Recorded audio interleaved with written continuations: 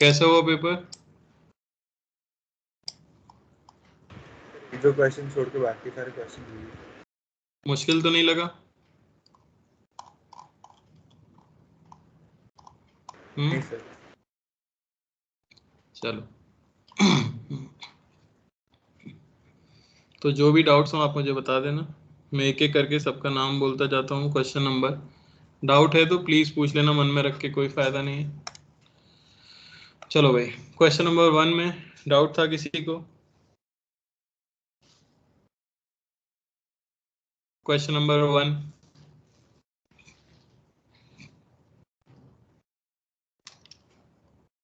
Sir एक बार बता। साहिल को डाउट है? Yes sir. Okay. Question number 1 है, conducting spherical shell is given charge 2q. Point charge q is placed inside the shell. Now if charge q is shifted from O to point P, then the magnitude of electric field at point A outside the shell will be. तो ये charge distribution वाला जो concept हमने cover किया था उस पर based question है।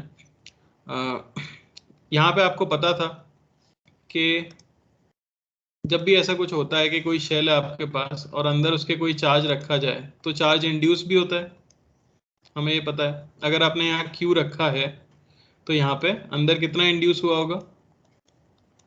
Minus Q. तो सरफेस पे चार्ज आ जाएगा 3q, क्योंकि 2q पहले से था। अब यहाँ है पॉइंट ए। मैंने आपको एक चीज बताई थी क्या, कि अंदर वाले चार्जेस को बाहर नेट प्रोड्यूस करते हैं वो बाहर से जीरो, है कि नहीं है?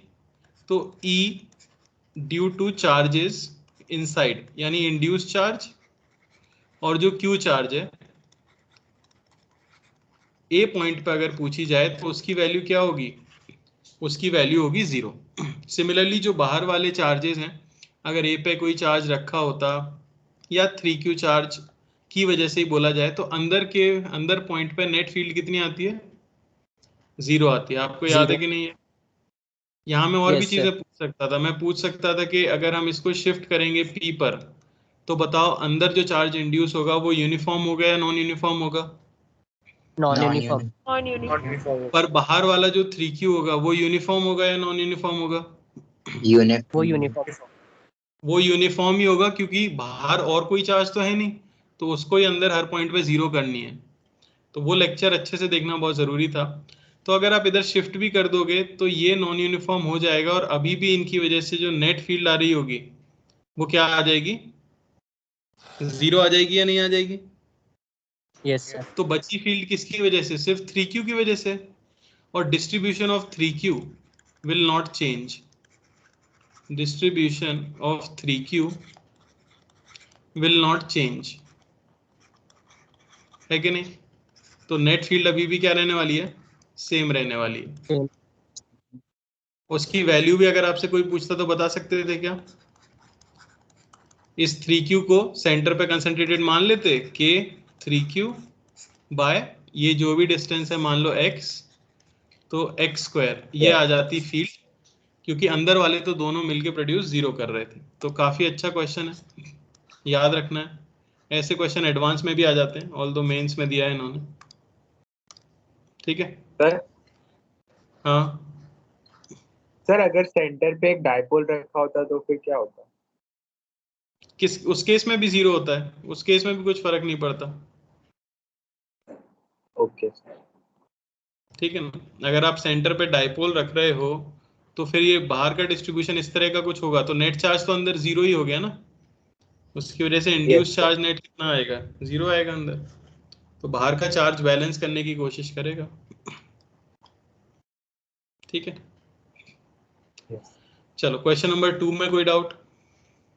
Yes sir. क्वेश्चन नंबर 2 में डाउट है। Consider two non-conducting disks touching each other at point P. The uniform surface charge density and radius is shown in the figure. The potential at P is equal to. P point पे आपसे पूछा गया है potential क्या होगा, है ना? तो ये डिस्क की सरफेस पे हमसे पूछ लिया गया है पोटेंशियल की वैल्यू क्या होगी, और नॉन यूनिफॉर्म डिस्क आपको बता दी गई है। क्या करेंगे बताओ? सर पहले चार्ज फाइंड करेंगे Q1 और Q2। वो तो आ जाएगा हमारे पास। फिर सिंपली क्या करोगे, उन चार्जेस को सेंटर पे कंसंट्रेटेड मान सकते हो, यस है नहीं? तो बस यही करना था। आप Q1 निकाल सकते हो, जो सिग्मा बाई 2 इंटू पाए 2r का स्क्वायर हो जाएगा। Q2 निकाल सकते हो, 2 सिग्मा इंटू पाए r बाई 2 का स्क्वायर हो जाएगा। एक बार आपके पास Q1 और Q2 आ गए तो P पॉइंट पे पोटेंशियल के क्यू बाय आर वाले फॉर्मूले से नेट पोटेंशियल हम यहाँ पे निकाल सकते हैं। समझ आया? Yes sir. सर, लेकिन इससे डिनोमिनेटर में पाई नहीं आ रहा था। इससे डिनोमिनेटर में पाई नहीं आ रहा था। पाई नहीं आ रहा था डिनोमिनेटर में। आपने यस सर। के की, हाँ, के पुट करेंगे अगर, के क्यू,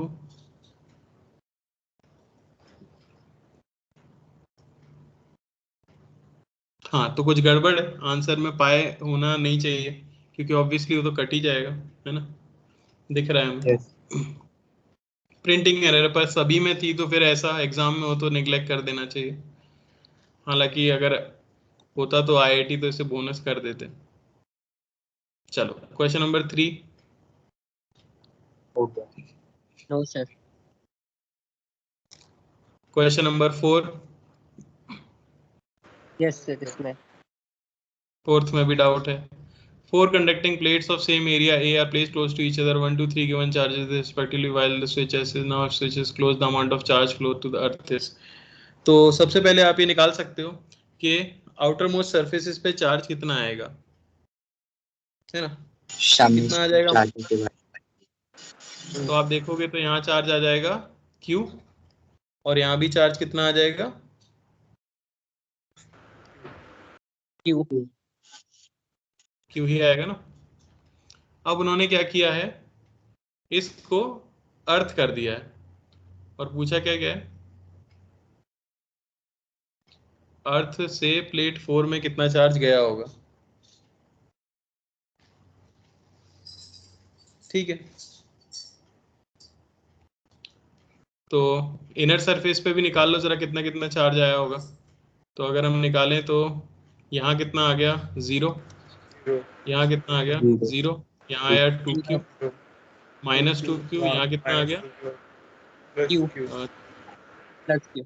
प्लस प्लस Q, और यहाँ कितना आया माइनस Q। माइनस। ठीक है ना? तो कितना चार्ज फ्लो करके जाएगा इसमें, अगर ये देखें, आउटर प्लेट को किया है ना सिर्फ। हाँ, तो एक चीज यहाँ पे आपको सोचनी थी, बिल्कुल सही, अच्छा क्वेश्चन है।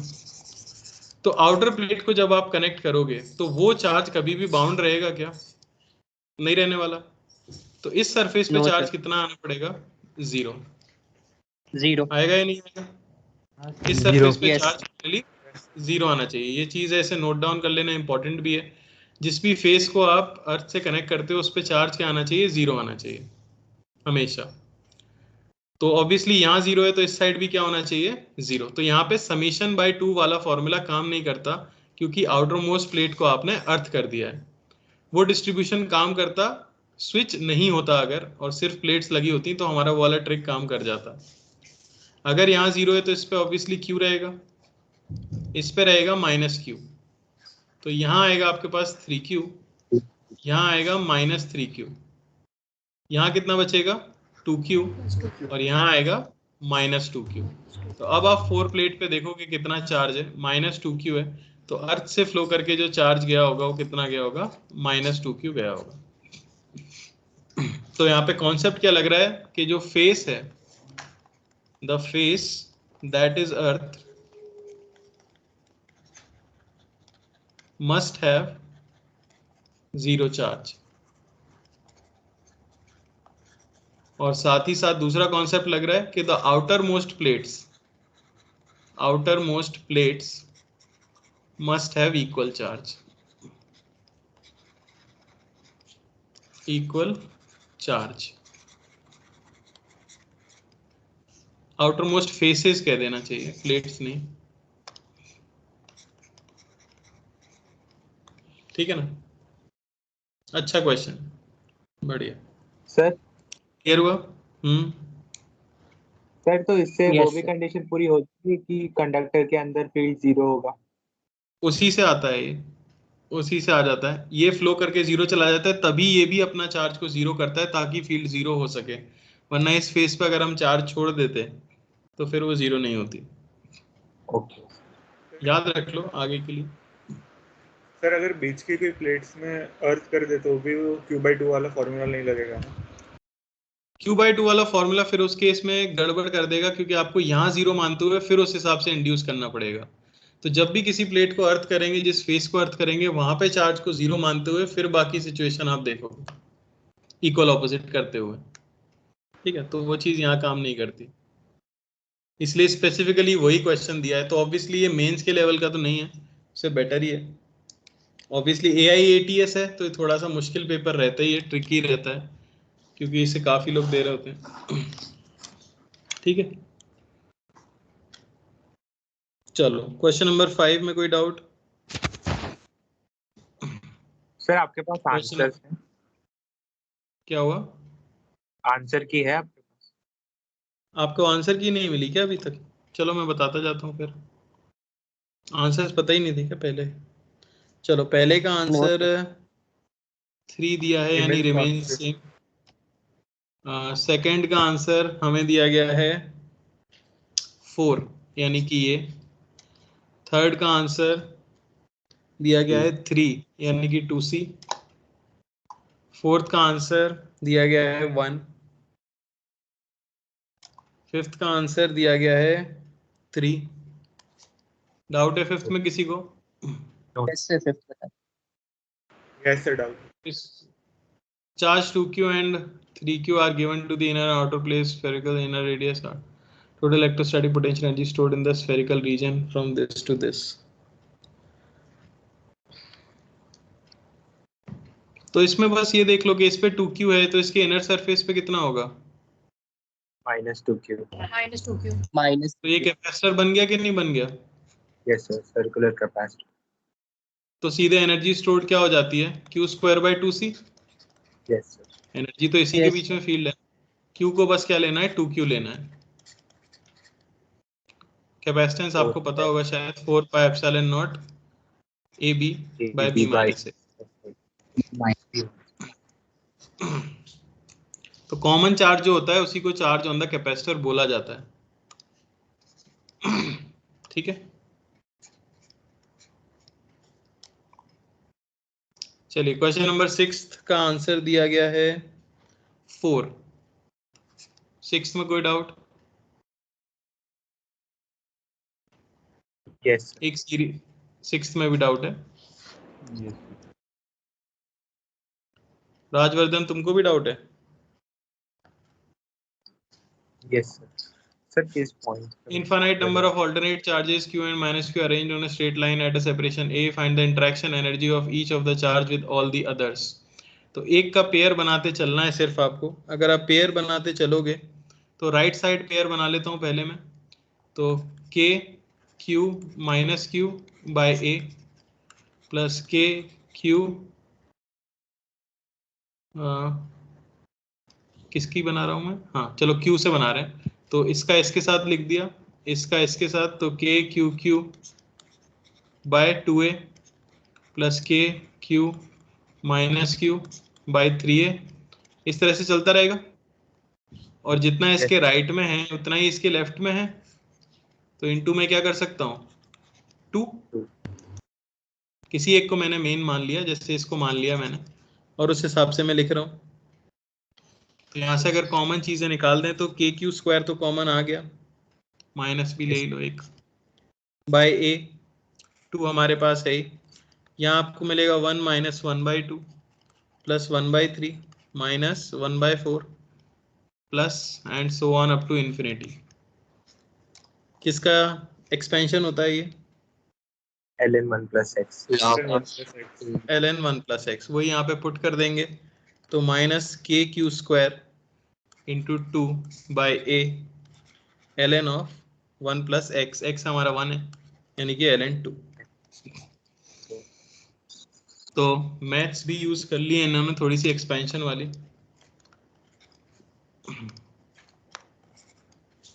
क्लियर है?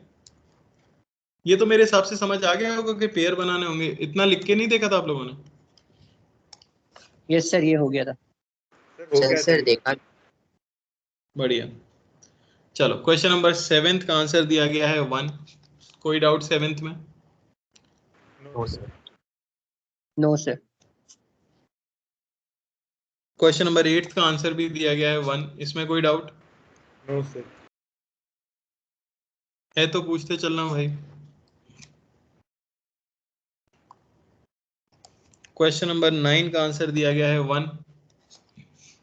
9th में कोई doubt? Yes sir. A rod of uniform charge density lambda and length L is placed vertically as shown. A point charge Q naught is placed at a distance L from one end. The potential energy of the charge Q naught is.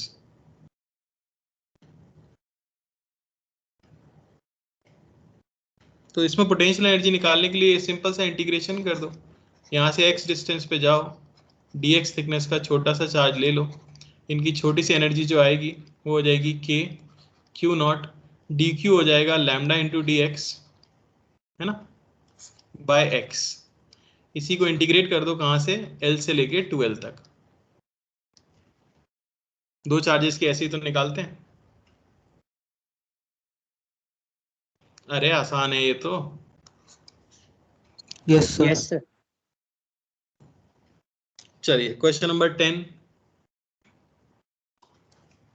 10 का answer दिया गया है 2।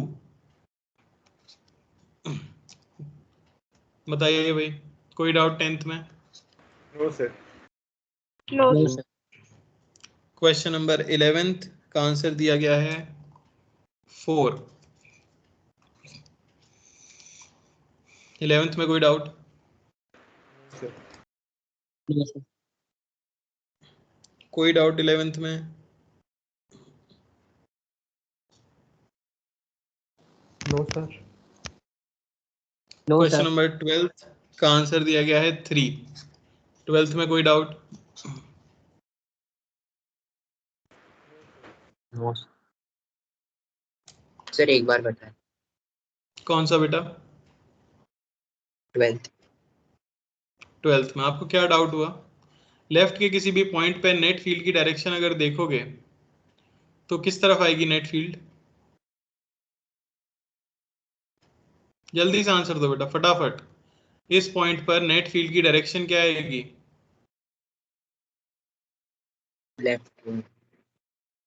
Left negative होगा, यानी पहले दो option तो गलत हो गए क्योंकि उन्होंने इसके साइड में पॉजिटिव फील्ड दे रखी है। सॉरी, पहला ऑप्शन सिर्फ गलत हो गया क्योंकि उन्होंने पॉजिटिव फील्ड दे रखी है ना। सिमिलरली राइट साइड में अगर कोई पॉइंट लोगे तो नेट फील्ड किधर आएगी? राइट में, यानी पॉजिटिव होनी चाहिए। तो ये डी ऑप्शन गलत हो गया। बचे ये दो ऑप्शन है हमारे पास, तो अब इसे सिंपली देख सकते हैं इनमें। हाँ, बीच में अगर कोई पॉइंट लें वहां तो जीरो होगी, दोनों में ही दिया गया है जीरो है बीच में, ठीक है। अब बस आपको देखना है इसके जस्ट पास में अगर देखा जाएगा तो नेट फील्ड पॉजिटिव आएगी या नेगेटिव आएगी। तो सोच के देखो, इसके पास में अगर कोई पॉइंट लूंगा तो इस प्लस क्यू की फील्ड इधर आएगी, इस प्लस क्यू की फील्ड इधर आएगी, पर ऑब्वियसली स्ट्रॉन्ग किसकी होगी? इस वाले प्लस क्यू की। तो नेट फील्ड किधर आ जाएगी? राइट में, तो वो पॉजिटिव होना चाहिए, यानी कि इस ग्राफ में दिया गया है। तो 12th का आंसर 3। यस। चलिए क्वेश्चन नंबर 13 का आंसर दिया गया है 4। कोई डाउट इसमें? No sir. क्वेश्चन नंबर 14 का आंसर दिया गया है 3। कोई doubt? No sir. No sir. Plus minus row से भरना होगा। क्वेश्चन नंबर 15 का आंसर दिया गया है 3। बताइए। No sir. No sir. उसके बाद क्वेश्चन नंबर 16 का आंसर है 4। नो कोई डाउट? सॉलिड एंगल से किया था सबने?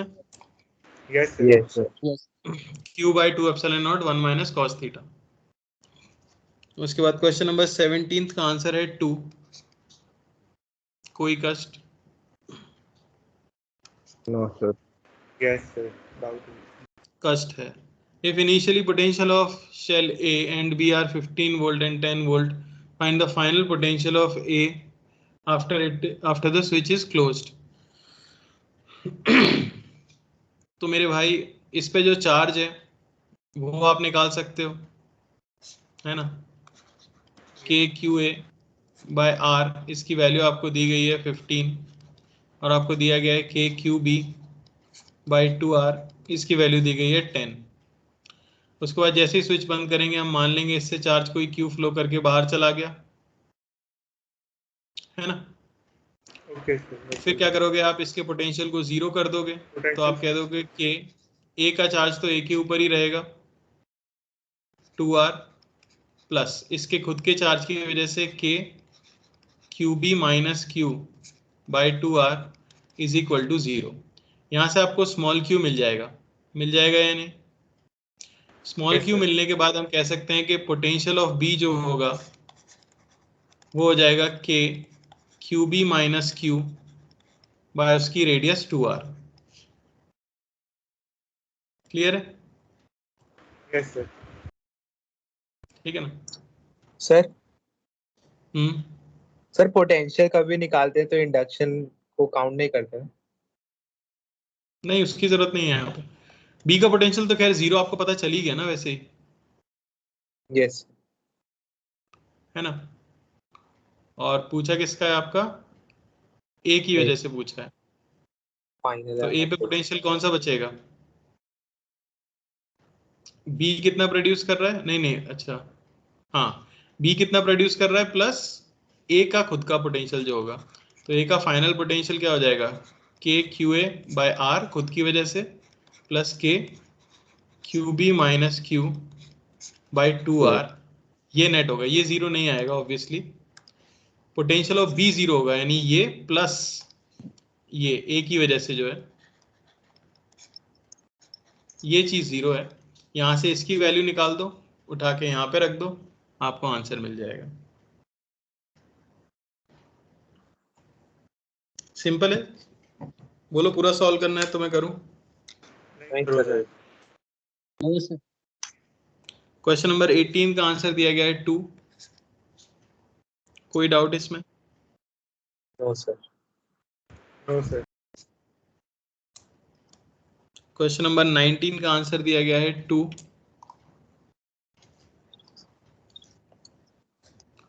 19th में कोई doubt? No sir. No, sir. 20 का आंसर हमें दिया गया है 4। ये सर 20 में इसमें doubt है, sir. इसमें डाउट। तो 20 में पोटेंशियल आपसे पूछा गया है पी पॉइंट पर,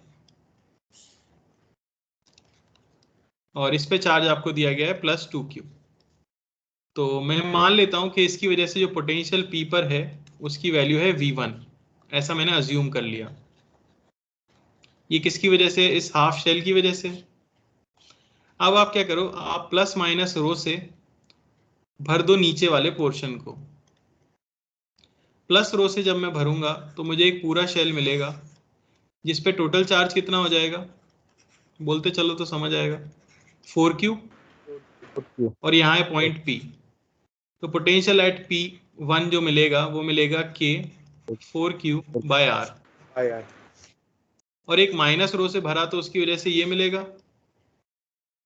यस सर। इस पे चार्ज कितना होगा, -2Q। Yes sir.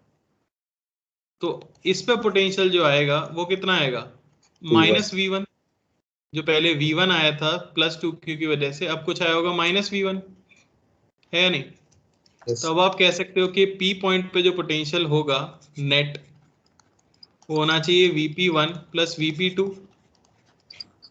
यानी V1 ये होना चाहिए कि 4Q bye R minus V1। तो V1 की वैल्यू आपको क्या मिल जाएगी, K2Q bye R। Okay sir. समझ आया मैंने क्या किया? Yes sir.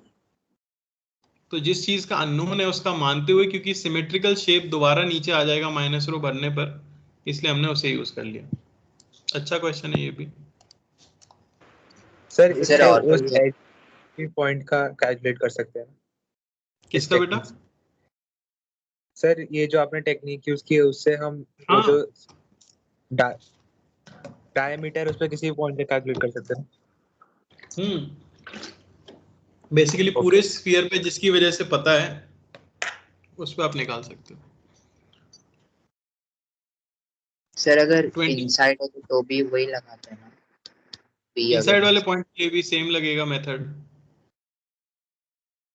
21 का आंसर 2। तो ऐसा क्वेश्चन ना एडवांस में आ चुका है पहले, जो 20 है ना आपका वो एडवांस में आ चुका है। और ये पूरा पेपर जो आपको दिख रहा है ना इलेक्ट्रोस्टैटिक्स और कैपेसिटर के, ऐसे ही क्वेश्चन एडवांस में आते हैं। पर ऑब्वियसली यहाँ पे ये मेंस के पेपर में डाला गया है, पर मेंस में इतना ज़्यादा ट्रिकी क्वेश्चन नहीं आता कभी। आपने देखा ही होगा शायद, पुराने पेपर से प्रीवियस ईयर किया होगा तो पता ही लग गया होगा कि इतने अच्छे क्वेश्चन मेंस में तो नहीं आते, पर ये ऑलमोस्ट एडवांस के लेवल पर पहुंच रहे हैं। ठीक है ना? सर 21 में डाउट है। 21 में भी डाउट है। In the circuit battery ideal all capacitor charge Q from the battery. Equivalent नहीं निकाल पाए क्या भाई? हाँ सर, नहीं निकाल पाया। किसको डाउट है भाई? दर्पण, तुम इक्विवेलेंट नहीं निकाल पाए? वाह।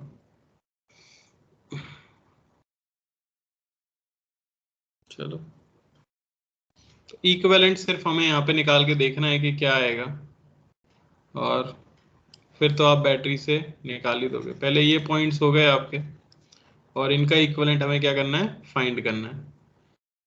क्या करना चाहिए बताओ? सर रीड्रॉ कर लेंगे। रीड्रॉ करेंगे सर।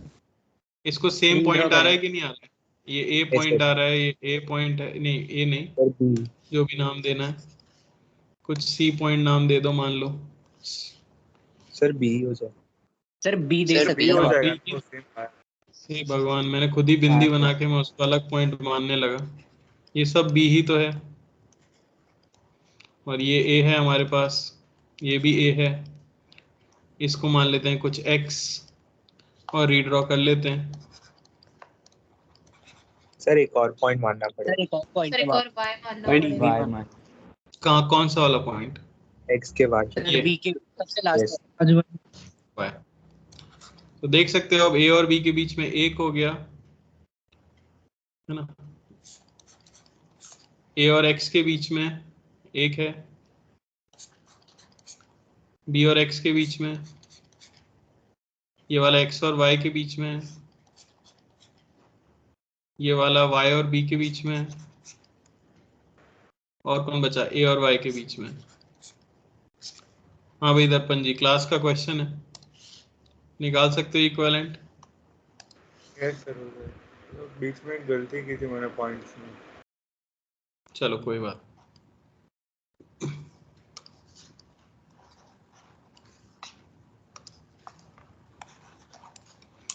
ट्वेंटी टू की बात करें, 22 में किसी को कोई डाउट? 22 का आंसर दिया गया है 4। No sir. No sir. 23 इस तरह के, 23 का 1,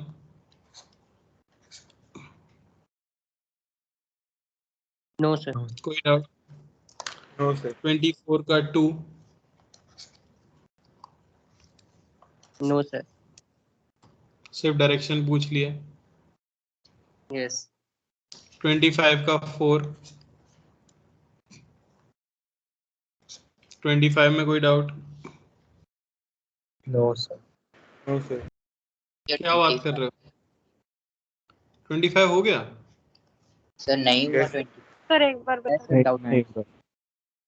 अब देखो इतने सारे लोगों ने बोला एक बार बताओ, और वरना कोई बोल नहीं रहा था। क्यों शर्माते हो यार? तुमको डाउट है, तुम अपना डाउट पूछो।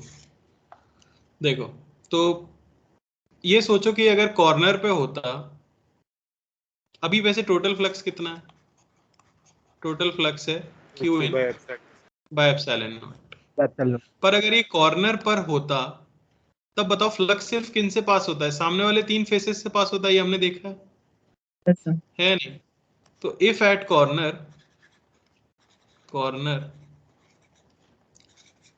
तब फाई टोटल कितना होता इस क्यूब से? तो 2q बाय 8 एप्सिलॉन नॉट होता है या नहीं होता? Yes sir. अरे बोलो, q by 4 epsilon naught. Corner पे होता तो सिर्फ इतना फ्लक्स होता, और ये किन से पास होता है? ये ऑपोजिट वाली 3 साइड से पास होता है या नहीं? Yes sir. अब क्या है, वो जरा सा अंदर है, जरा सा अंदर होने से इन ऑपोजिट वाली 3 साइड्स के फ्लक्स पे कुछ फर्क पड़ेगा? जरा सा अंदर होने से ऑपोजिट वाली 3 साइड्स पे कोई फर्क नहीं पड़ने वाला है, ठीक है ना? तो अभी भी फ्लक्स थ्रू 3 ऑपोजिट साइड्स, इसकी वैल्यू अभी भी q बाय 4 एप्सिलॉन नॉट ही रहती है ना? पर पहले टोटल फ्लक्स सामने वाली 3 से ही जाता था, पर अब वो थोड़ा सा अंदर आया तो जो उससे जुड़ी हुई 3 साइड्स हैं उनसे भी कुछ फ्लक्स जाएगा।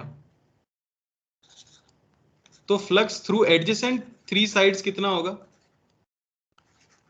बताओ? Sir q by 2q by epsilon total minus sir. Total में तो से वो ये आएगा subtract करने 2q को बाय पड़ेगा। Epsilon naught minus q by 4 epsilon naught, और उनमें से एक वॉल से कितना आ जाएगा? डिवाइड बाय By 3 तो 1/3 2q by epsilon naught minus q by 4 epsilon not,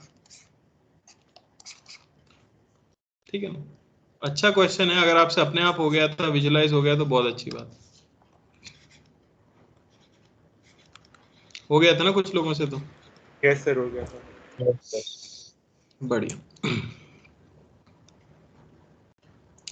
question number 26 का आंसर दिया गया है 4।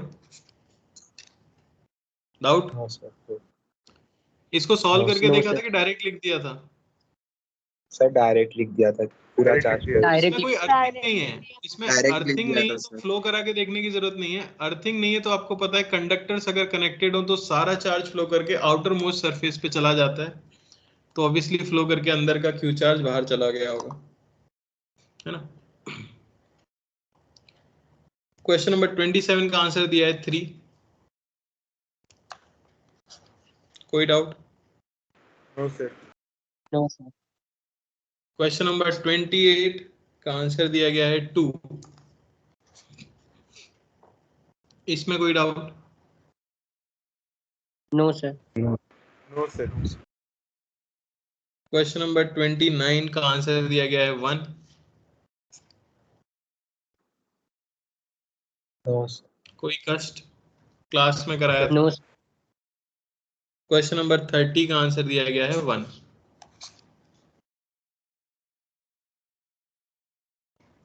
बोलिए। No sir. No sir. No sir. कौन सा फॉर्मूला?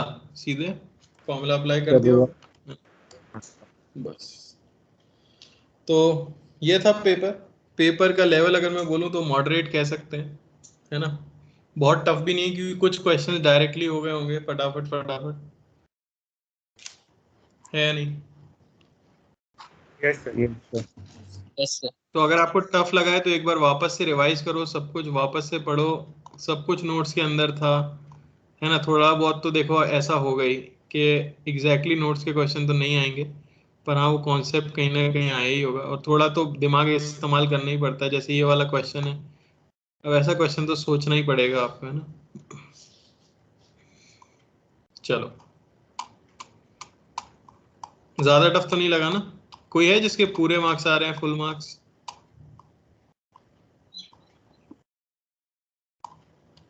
नहीं? कोई है जिसका 5 से कम गलत है? यस 5 क्वेश्चन से Yes, कम sir. क्वेश्चन गलत हो? कौन है? Yes, Rajvardhan, sir. आयुष्मान, दर्पण, इतने सारे लोग हैं? क्या बात है, फिर तो यार वर्थ इट है मेरा पढ़ाना। मुझे लगा थोड़ी सी और मेहनत करो। अगर इसी स्टेज पे, अभी तो जस्ट पढ़ा था आपने, अभी आपने बहुत ज्यादा वैरायटी भी नहीं देखी है, और इस स्टेज पे अगर इतना हो गया, ये पेपर अच्छी क्वालिटी का है ना? और बहुत ज्यादा टफ भी नहीं सोचना चाहिए, ऐसे ही पेपर आता है। तो अगर आपके मतलब मान के चलना कि 30 में से मैं कहूँगा मिनिमम, अगर आप मेंस भी क्लियर करना चाहते हो तो एटलीस्ट आपके 15 क्वेश्चन तो सही होने चाहिए थे। 30 में से 50% मैं बोलता हूँ एटलीस्ट होना चाहिए था आपसे। और बिल्कुल ऐसी स्थिति के हाँ आपने बिल्कुल पढ़ाई नहीं की थी तो भी आपके 10 क्वेश्चन तो सही हो ही सकते थे, जैसे डाइपोल वाला क्वेश्चन है, वो फील्ड लाइंस वाला क्वेश्चन है, और चार्ज फ्लो करके बाहर जाने वाला क्वेश्चन है, ये सब तो सही हो ही सकता था। ठीक है, पर अगर आपके 15 से ऊपर सही हैं तो काफी अच्छे। सर 15 आपके से पास ऊपर कोई कितने हो गए? कंडक्टर्स की sheet है? कंडक्टर्स मतलब बेटा? सर मतलब कंडक्टर्स पे जो क्वेश्चंस होते हैं ना, अलग से शीट तो नहीं है यार, वो अब बुक्स में ही ढूंढने पड़ेंगे क्वेश्चंस, है ना। उनमें यही सर वो होता है कि इंडक्टर एक सबसे टफ वाला जो क्वेश्चन बनता है वो बनता है फील्ड बाहर वाले पॉइंट पे इंड्यूस्ड, अंदर वाले पॉइंट पे इंड्यूस्ड, जो नॉन यूनिफॉर्म डिस्ट्रीब्यूशन हो गया। मान लो जो हमने क्वेश्चन किया ना कि शिफ्ट करेंगे अगर क्यू को तो क्या फर्क पड़ेगा बाहर वाली फील्ड पे, वो एक सबसे टफ क्वेश्चन जो कंडक्टर्स पे बनता है वही है ना, ओके जो कि अपने एग्जाम में आता है, उसकी बात कर रहा हूँ। तो चाहोगे तो उन क्वेश्चंस की मैं एक डीपीपी टाइप बना के आपको दे सकता हूँ, जिनमें उनसे रिलेटेड सारी चीजें मैं दे दूंगा। ठीक है, यस सर। तो वो मैं आपको, पर एक वीक का टाइम लगेगा मुझे, एक्चुअली अभी 11th की थोड़ा करना पड़ रहा है ज़्यादा। ठीक है, मैं एक वीक में आपको बना के देता हूँ, कंडक्टर्स पे जितने भी मुझे अलग टाइप के क्वेश्चन मिलते हैं मैं ढूंढ के आपको दे देता हूँ, बाकी फिर आप बुक्स वगैरह करोगे उनमें मिलेंगे ही क्वेश्चंस तो, है ना। यस चलो बहुत बढ़िया, आप तीनों ने तो बहुत अच्छा किया, जिनने भी 5 से कम गलत किए, 5 या 5 से कम। ठीक है, चलो एंड करते हैं फिर।